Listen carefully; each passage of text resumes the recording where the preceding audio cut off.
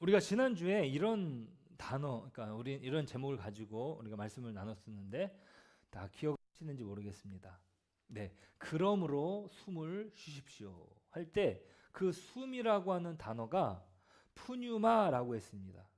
성령님이 주시는 그 숨으로 우리가 정말 숨 쉬는 인생을 살아간다라고 말씀을 드렸습니다.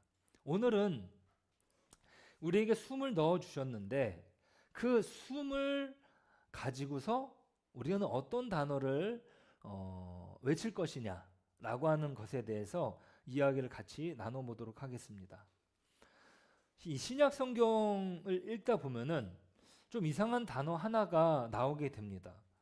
이거 성경에서 좀 번역을 잘못했나 싶을 정도로 오늘 로마서 8장 15절에 보니까 중간에 이상한 단어가 하나 들어가 있는 것 같기도 한 거예요. 왜냐하면은 우리가 아빠, 아버지라고 부르짖느니라 라고 하면서 거기에 이 아빠라고 하는 단어가 들어가 있습니다. 이게 왜 그렇게 되어 있냐면 이 신약 성경은 헬라어로 되어 있어요. 헬라어로 되어 있는데 그 헬라어로 쭉 기록되는 중간에 아람어, 그리고 그 아람어에 아빠라고 하는 단어가 들어가 있습니다. 예전에 패션 오브 크리스트라고 하는 영화에서 보면은 아람어를 이렇게 썼어요. 그 영화에서. 왜냐하면 예수님이 어릴 때부터 썼던 언어가 아람어예요. 어릴 때 예수님이 아빠를 부를 때 이 아람어, 아빠, 우리나라 말로는 아빠죠. 그런데 그 아빠라고 하는 단어를 번역을 안 했습니다. 만약에 우리나라 말 아빠를 영어로 father라고 바꾸면은 느낌이요 완전히 달라요. 그죠? father하고 아빠. 이 어감이 우리가 한국어를 쓰고 있는 사람으로서 아빠라고 하는 단어를 쓸 때의 어감과 이 그 아빠라고 하는 단어를 father라고 만약에 바꾼다면은 그 어감은 많이 달라지게 되는 거예요. 그러니까 그런 면에서 사도 바울은 그 단어를 그대로 기록을 하고 있습니다. 그래서 이제 한국어로 번역을 할 때도 한국말에 아빠라고 하는 단어를 그대로 쓴 거예요.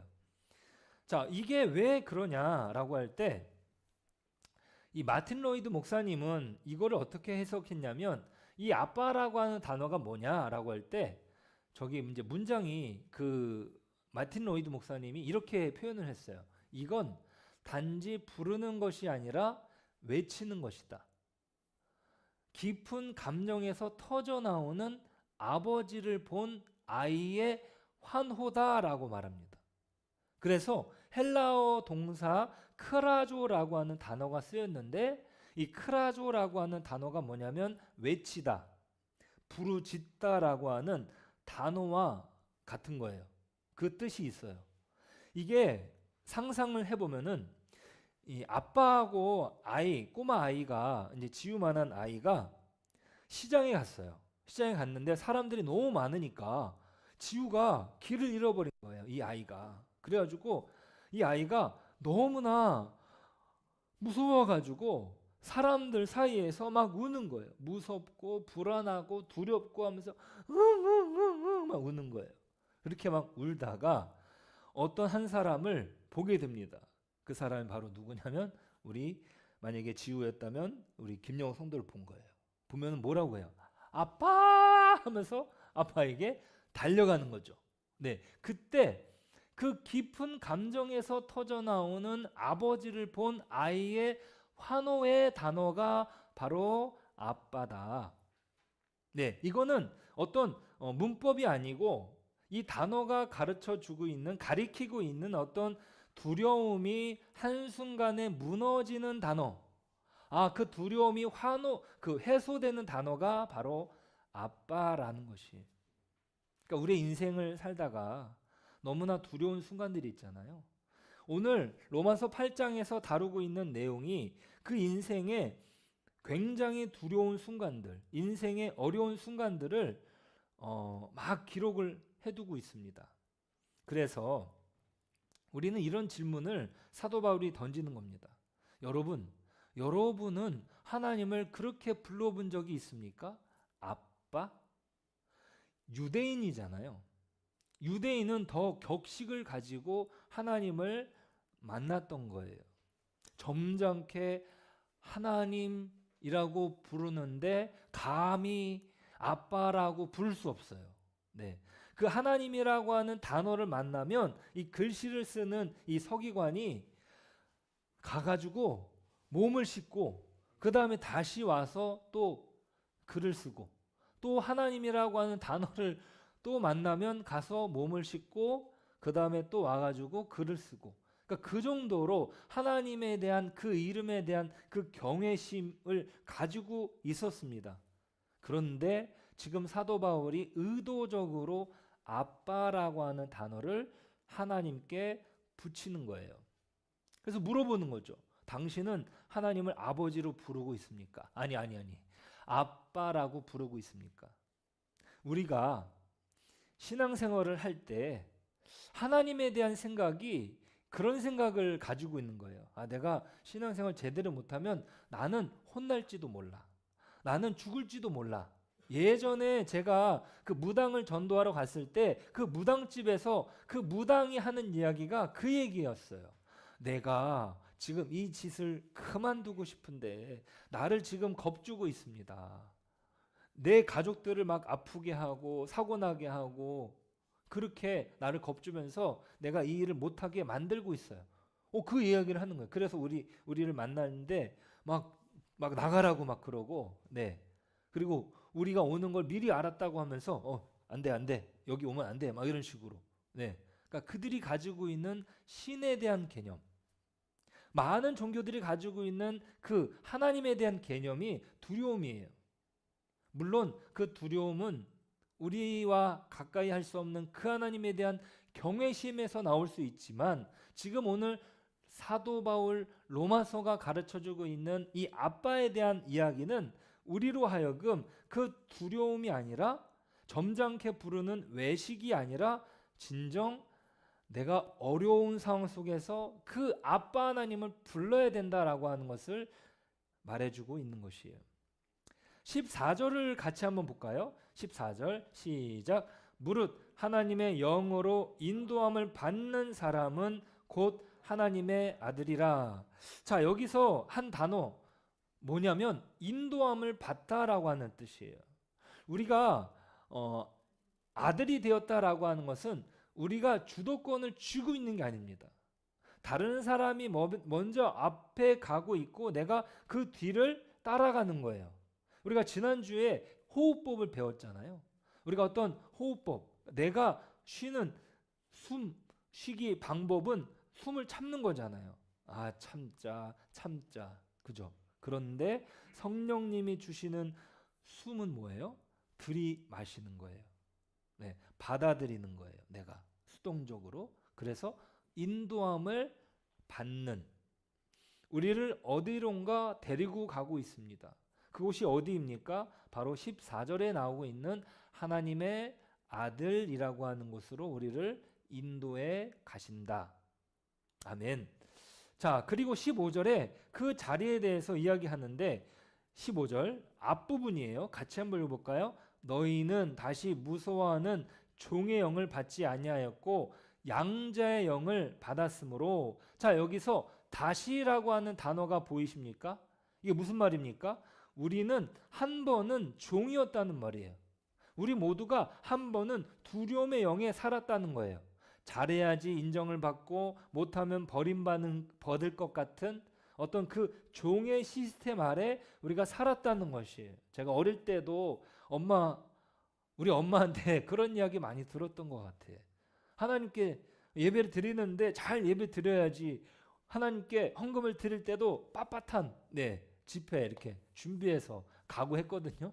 하나님을 사랑하는 그런 마음이기도 했지만 제가 그것을 이제 받아들일 때는 정말 하나님께 잘 보여야지 되는구나 이런 생각을 많이 했던 것 같아요. 우리가 그런 어떤 그 종의 시스템, 아까 여기서 보면은 종의 영이라고 하잖아요. 그런데 이제는 다시는 그리로 안 돌아갈 수 있다는 거예요. 왜? 우리는 양자의 영을 받았기 때문입니다. 자, 양자의 영이라는 게 뭐냐면요. 이게 로마식으로 한번 생각을 해볼 필요가 있어요. 자, 로마식으로 한번 생각을 해보면은 이 15절 하반절에 이렇게 나옵니다. 하반절에 같이 한번 읽어볼게요. 양자의 영을 받았으므로 우리가 아빠 아버지라 부르짖느니라. 자, 바울 시대 로마법에서 입양이라는 것은 무엇이냐면, 자, 우리가 생각을 하는 그 입양과 다릅니다. 무엇이냐면 신분이 달라지게 되고, 그리고 새 아버지의 호적에 이름이 올라가게 됩니다. 친아들과 똑같아져요. 뭐 그건 우리하고 똑같네요. 그런데 여기서 가장 다른 건 뭐냐면 그 입양 증서 안에 뭐가 쓰여지게 되냐면 파양불가예요. 파양불가. 내가 어떤 사람을 자기 자식으로 나중에 받아들였어요. 내가 이 자식이 마음에 안 들어. 너는 우리 집안에 안 맞다. 너는 나가라. 호적을 판다. 이렇게 안 돼요. 근데 내가 원래 낳았던 자식 있잖아요. 근데 그 자식 같은 경우는 내가 나의 어떤 명예와 또 나의 재산과 또 나의 가문을 이 아이에게 물려주어야 되는데 이 아이가 제대로 살지 않아. 형편없이 살아. 그러면 이 아이를 어떻게 하냐면 내쫓아요. 그 당시에는 친자식이라 할지라도 이 가문에 자격이 안 맞으면 내쫓아버려. 친자식은. 근데 양자로 내가 드렸다. 그러면 파양불가라는 것이 증서에 박히게 됩니다. 그러니까 하나님이 우리를 양자 삼으셨다라고 하는 것은 우리는 원래 친아들이 아닙니다. 우리는 본래 종이었습니다. 그런데 하나님이 우리를 선택해서 의도적으로 데려다가 자녀를 삼으신 거예요. 의도적으로 나를 데려다가 자녀를 삼으셨다. 그렇기 때문에 그 입양은 취소될 수 없는 거예요. 아멘. 내가 입양이 됐는데 내가 또 죄에 넘어졌어. 그렇다고 호적에서 빠지지 않습니다. 야, 너는 도저히 안 되겠다. 너는 내 가족이 아니야. 이렇게 절대 말씀하지 않으신다라는 것을 사도 바울이 그 로마 시대의 배경에서 이야기를 하고 있습니다.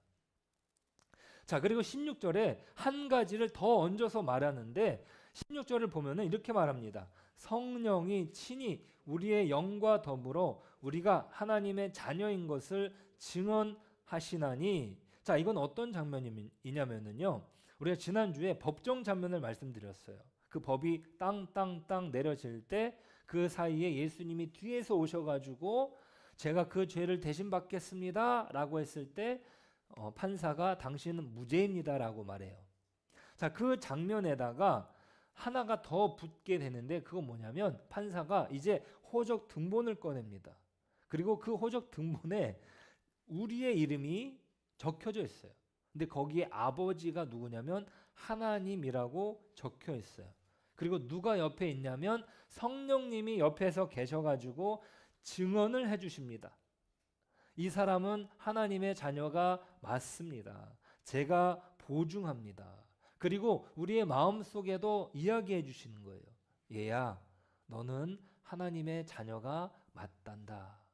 이렇게 우리의 마음 가운데 어떻게 해요? 증언하신다라고 이야기를 하신다. 아멘.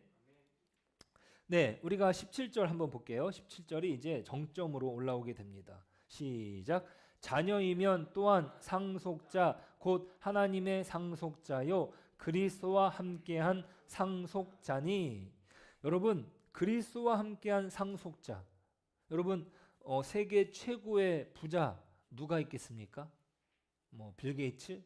네, 여러분 빌 게이츠의 양자가 돼가지고 그분의 재산을 다 받는다고 한번 생각을 해보십시오. 어떠세요? 기분이 좋으나요? 네, 기분이 좋죠? 네. 자, 예수님께 약속된 모든 것이 우리에게도 똑같이 약속이 되었다는 거예요. 예수님이 받으실 그 영광, 예수님이 받으실 하늘의 기업, 예수님이 누리게 될 아버지와의 모든 친밀함, 그것이 우리에게도 동일하게 흘러 내려온다.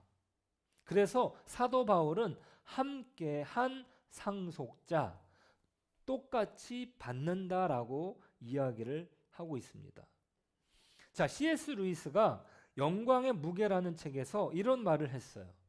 자, 하나님이 우리에게 영광의 은혜를 우리에게 허락해 주시는데 우리는 그것을 잘 모른다는 거예요. 그래서 C.S. 루이스는 이런 문장을 썼는데 같이 한번 읽어보겠습니다. 우리 인간의 문제는 욕망이 너무 큰 것이 아니라 너무 작다는 것이다. 누가 바닷가 휴가를 약속해도 우리는 진흙탕에서 노느라 그게 무슨 말인지 모른다. 우리는 너무 쉽게 만족하고 있다. 여러분, 이게 굉장히 역설적인 문장인데 우리의 문제가 욕망이 너무 크다는 거예요. 아니, 너무 작다는 거예요. 네. 이게 무슨 말이냐면 우리가 매일 걱정하는 문제들 있잖아요. 뭐 다음 달 카드값, 또 직장 상사가 한마디를 하고, 또 아이의 성적, 네, 아이가 잘 자라는지, 또 아침에 일어나서 거울에 비친 내 모습, 아, 나는 요즘 왜 이렇게 살이 쪘을까? 나는 요즘 왜 이렇게 살이 안 붙을까? 네. 여러분, 그런 걱정이 우리의 마음을 집어 삼킨다는 거예요. 우리의 마음을. 그런데 우리는 약속된 어마어마한 유산이 있어요. 한번 생각을 해보세요. 한 아이가 진흙 그 더미에 쪼그리고 앉아 있습니다. 흙 한 줌을 더 모으겠다고 옆에 친구가 가져간 돌멩이 하나 때문에 울고 막 짜증을 내요. 네, 여러분 아프리카에서 장난감이 없으니까 아마 그렇게 놀지 않을까요? 진흙에서, 흙에서. 그러면서 막 야, 너 그거 가져가면 어떻게 가지고 와 이러면서 막 싸우는 장면 여러분 한번 상상해 보십시오.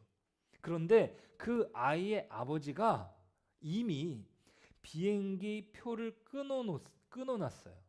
이제 다음 주면은 여행을 가는 거예요. 이 아이는 이제 다음 주에는 푸른 바다를 보고 흰 모래사장을 만나고 따뜻한 햇살을 경험하게 됩니다. 이 아이는. 근데 아버지는 그거를 이야기해주지 않고 있어요. 그러면 이 아이는요, 그 진흙 한 줌이 절박한 이유는 뭡니까? 그 아이가 만나게 될 바닷가를 모르고 있기 때문이에요.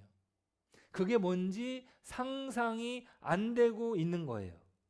자, 우리가 그런 거예요. 그리스도와 함께한 상속자, 이 어마어마한 신분을 받아놓고서 우리는 이 진흙탕 한 줌에 인생을 걸고 있는 거예요. 누가 나한테 한마디를 하면은 며칠을 끙끙 앓게 되고, 작은 손에 하나에 잠을 설치게 되고, 통장에 찍힌 숫자 하나에 마음이 오르락 내리락 합니다. 자, 이것이 사소하다는 게 아닙니다. 이건 정말 아픈 일이고 정말 무겁고 한 것이에요. 그런데 핵심이 뭐냐면, 자, 따라해 볼까요? 그것이 인생의 전부가 아니다. 네.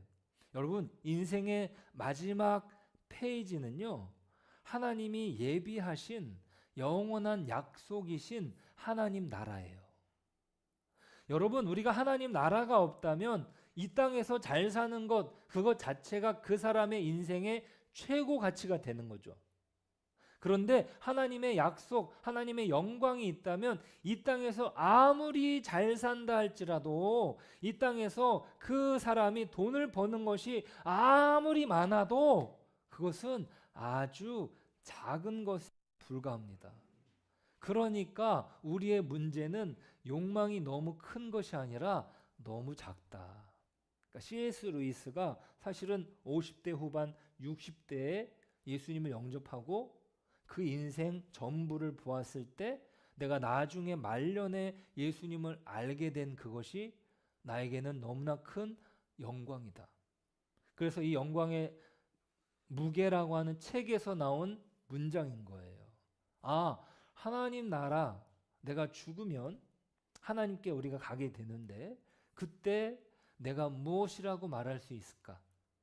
여러분, 그것을 준비해 가시는 저와 여러분 되시길 주님의 이름으로 축복합니다.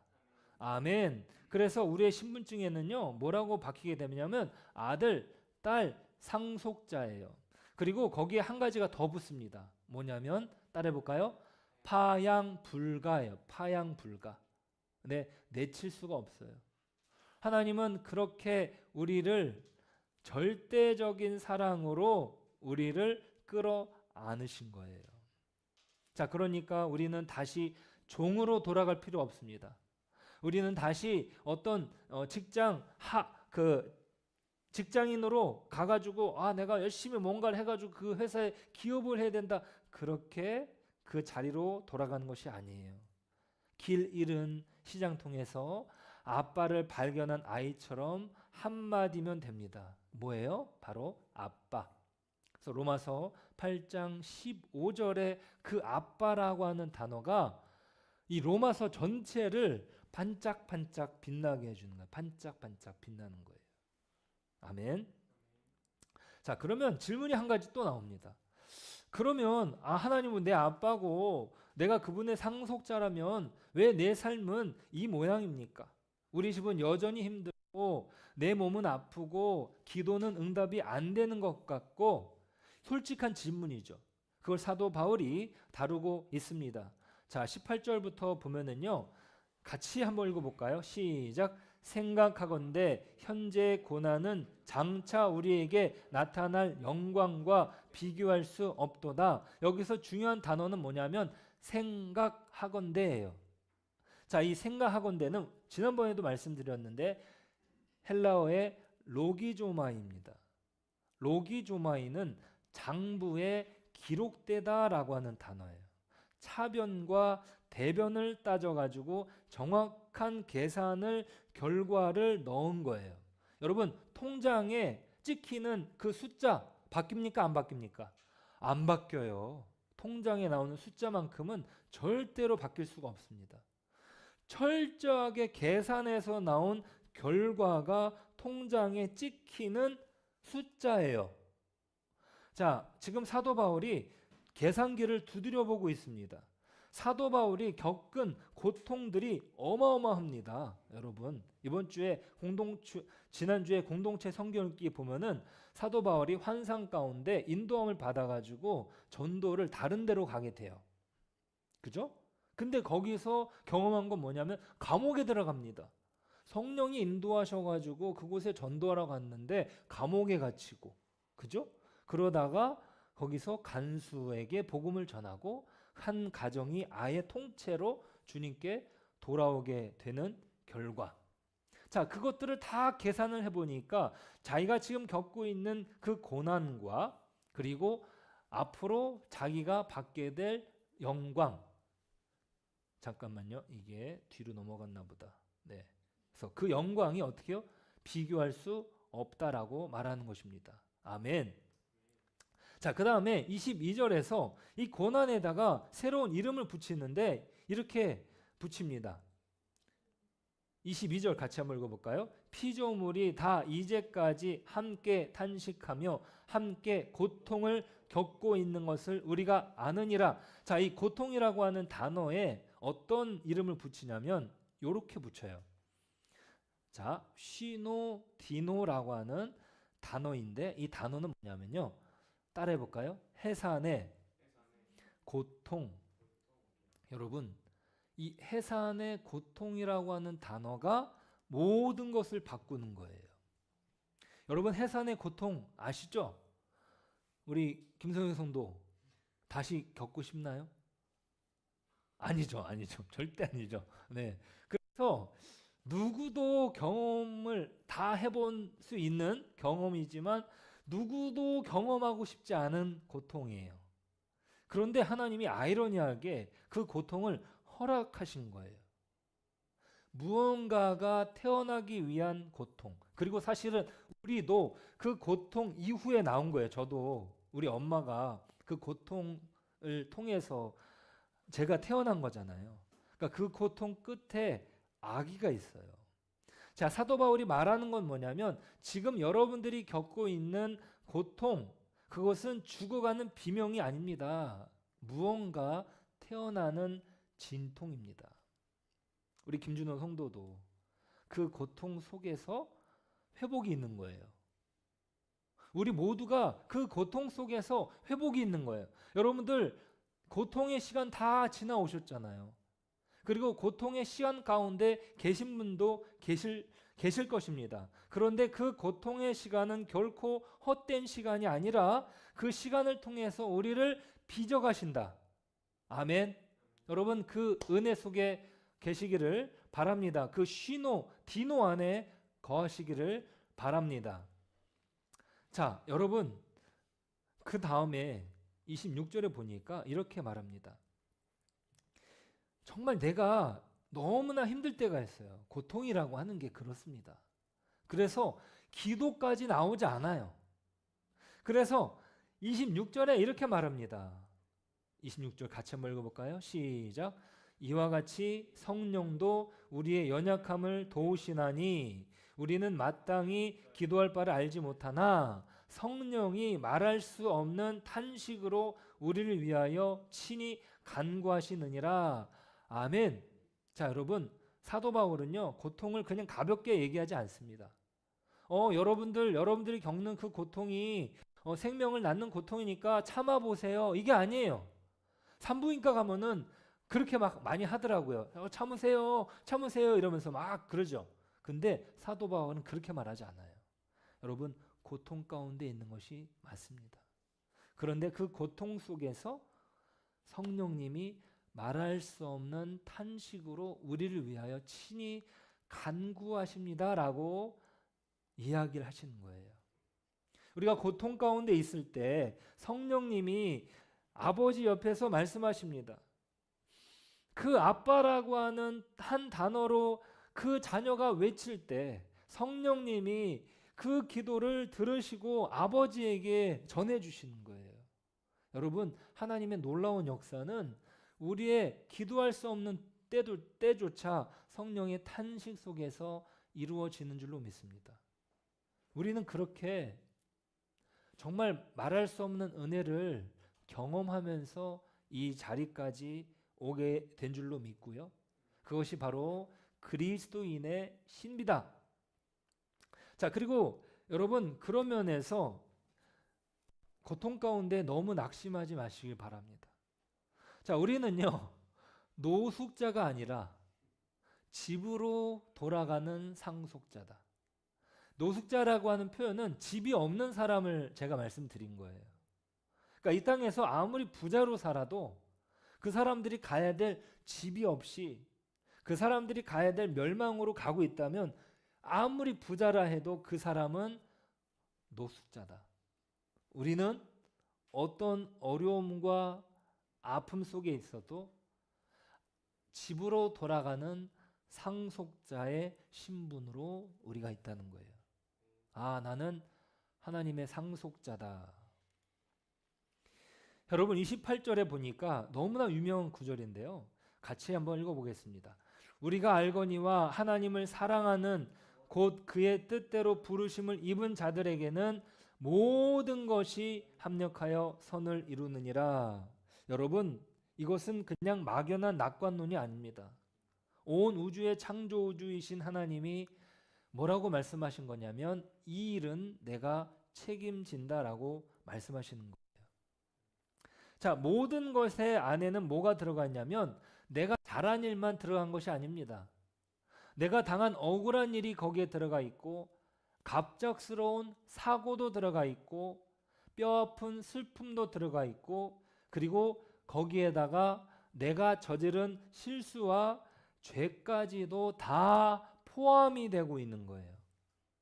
여러분 여기서 오해하지 말 것은 하나님이 죄를 좋아하신다는 말이 아니에요.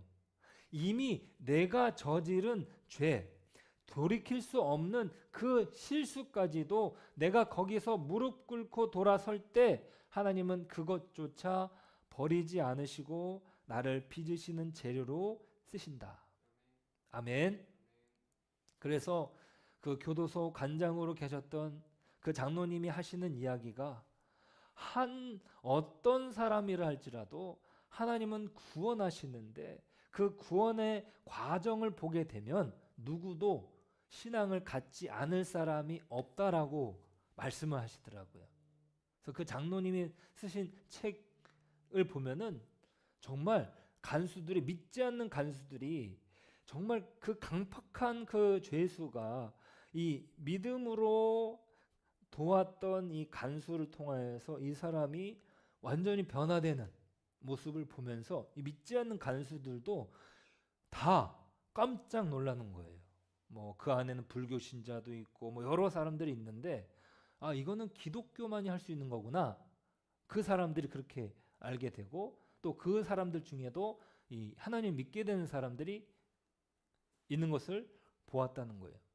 여러분 정말 최고의 요리사는요 좋은 재료만 가지고 요리를 하지 않습니다. 그 냉장고를 부탁해라고 하는 프로를 보면은 이 전문 셰프들이 와가지고 그냥 보통 사람이 그 이제 쓰고 있는 냉장고 열어가지고 거기서 꺼내서 정말 훌륭한 식탁을 만들어내잖아요. 마치 하나님이 정말 인류 요리사인 거예요. 그래서 모든 것을 합력하여 선을 이루어 가십니다. 우리 아빠 하나님은 우리의 인생의 어떤 아픈 기억도 하나님의 손에 들어가면 가장 아름다운 그림의 한 조각이 된다는 것이에요. 여러분 29절 30절에 보면은 이 구원의 순서가 나오고 있는데 29절 30절 제가 읽겠습니다. 하나님이 미리 하신 자들을 또한 그 아들의 형상을 본받게 하기 위하여 미리 정하셨으니 이는 그로 많은 형제 중에서 맏아들이 되게 하려 하심이니라. 또한 미리 정하신 그들을 또한 부르시고 부르신 그들을 또한 의롭다 하시고 의롭다 하신 그들을 또한 영화롭게 하셨느니라. 자, 이게 구원의 5단계 정도 되는 건데 자, 미리 아시고 그리고 정하시고 그리고 부르시고 의롭다 하시고 영화롭게 하셨다. 자, 이 5가지 고리에 굉장히 이상한 것이 하나 있습니다. 그거 뭐냐면 영화롭게 하셨다라고 하는 표현이에요. 자, 이상하다라고 제가 말씀드렸는데 왜 이상하냐면 영화롭게 된다라고 하면은 수긍이 될 것 같아. 우리가 천국에 가게 되면은 완성되는 일이니까.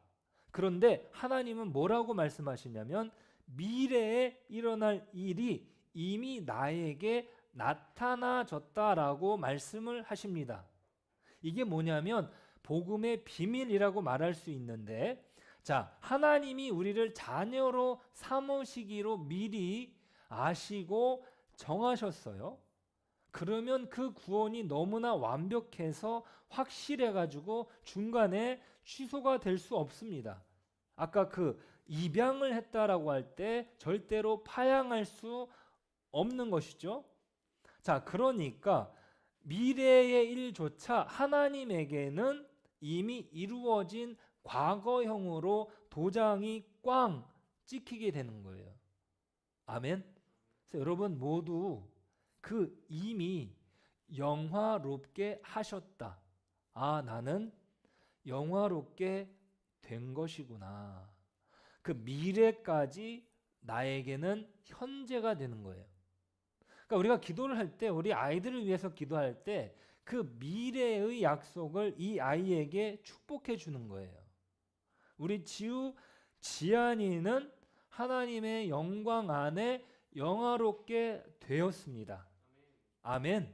네, 우리 자신에게도 기도할 때 나는 하나님의 은혜, 하나님의 영광으로 영화롭게 되었다. 아멘. 우리 청라앙성교회도 하나님의 은혜 안에 부흥케 되었다. 정말 그 믿음의 기도가 응답돼요. 그러니까 우리 한국 교회가 그 미리 선포하는 그 기도 위에 놀라운 부흥과 어떤 영광의 역사가 그 미래의 역사가 과거, 미래의 역사가 현재로 나타나진 거거든요. 이 전쟁통에 이런 나라가 어디에 있습니까? 지금 세계 6위예요, 6위. 지금 그 여러 이제 지표들을 다 합쳐가지고 네 전쟁통에 이런 눈부신 발전을 이룬 나라는 없다. 북한과 남한을 비교했을 때 북한은 자원도 많고 우리보다 부자였어요. 근데 남한에는 어떤 것도 없어요. 자원도 없죠. 뭐도 없어요. 그런데 어떻게 이렇게 되었느냐? 어떤 목사님이 선교사님이 그런 말씀하셨어요. 북한에는 십자가가 없지만 남한에는 어떻게요? 빼곡하게 십자가가 장식을 했다는 거예요. 하나님이 이곳에 축복을 허락한 것입니다. 그 미래의 일조차 지금 현재가 된 것이에요. 그 파양 불가의 도장이 우리에게 찍혀진 것입니다. 아멘. 자, 그러니까 31절에 놀라운 약속이 있는 거예요. 만일 하나님이 우리를 위하시면 어떻게 해요? 누가 우리를 대적하리요? 여러분, 이 이야기의 주인공을 소개해드리고 싶은데요. 제가 이번 주에 카톡방에다가 올려드린 영상이 있는데 분당 서울대병원 치과 이규환 교수님 간증이에요. 이분이 치과 본과 3학년 때 다이빙을 하다가 목이 다쳤습니다. 5분도 안 되는 사이에 인생이 뒤집혔어요.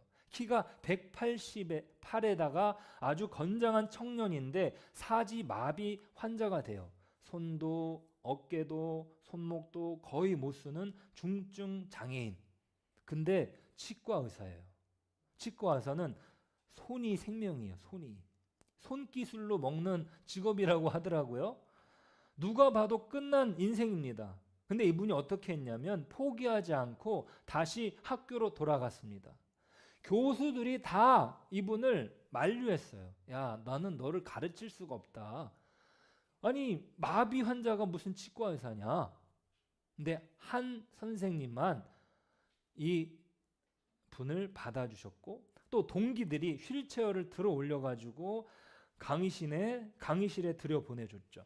이분이 한 일은 뭐냐면 연습을 남들이 한 번 할 때 이분은 수천 번, 수만 번을 연습을 해요. 그래서 자기 딸이 자기 손을 보고 괴물손이라고 말한대요. 괴물손. 손이 막 엄청나게 연습을 하니까 이 상처가 이루 말을 할 수 없는 거예요. 근데 문제는 졸업은 했어. 근데 누구도 받아주지 않는 거죠. 어느 병원에서도. 그래서 수백 통의 이력서를 보냈는데 그 중에 딱 한 곳에서 연락을 보내온 거예요. 분당 서울대병원. 근데 그 기회를 놓치지 말아야 되겠다 해가지고 연습을 수천 번, 수만 번 해왔던 거죠. 그래서 세계 최초, 그러니까 이분만 있는 거예요. 이분만. 세계 최초의 전신마비 치과 의사가 됩니다. 근데 이분이 간증에서 이런 말씀을 하셨어요. 어떤 말씀을 하셨냐면 저 장애 극복 못했습니다. 그냥 버티고 또 버티고 있는 겁니다. 주님이 함께 하신다는 그 믿음 하나로요. 여러분, 내가 아들이다라고 하는 것은요. 그냥 가만히 누워가지고 아빠 다 해주세요 이렇게 하는 게 아니에요. 그죠? 자녀의 역할은 그냥 아무것도 안 하고 아빠 다 해주세요 아니에요. 우리 지우가 계속 이 상태에 있으면 되겠습니까? 아니죠. 점점 자라야 되겠죠. 수천 번 넘어져도 다시 일어납니다. 왜? 내가 넘어져도 하나님의 호적에서 빠지지 않으니까. 내가 실패해도 우리 아빠가 놓지 않으시니까. 그러니까 이분이 그렇게 그 말씀을 붙들고 나아간 거예요. 만일 하나님이 우리를 위하시면 누가 우리를 대적하리요. 어떤 실망도 어떤 낭망도 우리를 넘어뜨릴 수 없는 거예요. 이분이 막 진료를 하는데 어떤 분은 막 침을 막 막 너무나 이 환자가 화가 나가지고 아니 어떤 이런 이 비읍시옷 이렇게 써가지고 아시죠? 비읍시옷 네. 에게 내가 치료를 받아야 되겠냐고 하면서 막 침을 뱉고 나간 사람도 있고 하지만 지금은 정말 손에 꼽히는 명의예요, 명의. 하나님이 아빠인데 누가 감히 우리를 건드릴 수 있겠냐. 그분이 그렇게 침을 뱉음을 받아도 누가 아버지이시기 때문에, 하나님이 아버지이시기 때문에 넘어지지 않았던 것입니다. 자기 아들을 아끼지 아니하시고 모든 사람을 위하여 내주신 이가 그 아들과 함께 모든 것을 우리에게 주시지 않겠느냐. 자, 그런 면에서 이런 문장이 나오는 거예요. 37절 같이 한번 읽어볼까요? 이 모든 일에 우리를 사랑하시는 이로 말미암아 우리가 넉넉히 이기느니라. 이게 영어로는요, more than conquerors예요. conquerors. 단순한 승리가 아니라 차고 넘치는 승리다라는 거예요. 차고도 넘치는 승리. more than conquerors. 왜 내가 강하냐? 우리를 사랑하시는 이로 말미암아 우리가 넉넉히 이긴다라고 말씀을 하고 계십니다. 그분이 내 손을 붙잡고 있습니다. 자, 그래서 엄청난 이야기를 계속 이어서 하고 있는데요.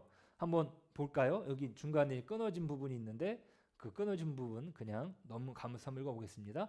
내가 확신하노니 사망이나 생명이나 천사들이나 권세자들이나 현재일이나 장래일이나 다른 어떤 피조물이라도 우리를 우리 주 그리스도 예수 안에 있는 하나님의 사랑에서 끊을 수 없으리라. 아멘. 지금 사도 바울은 온 우주에 있는 모든 위협을 빠짐없이 다 호명을 하고 있습니다.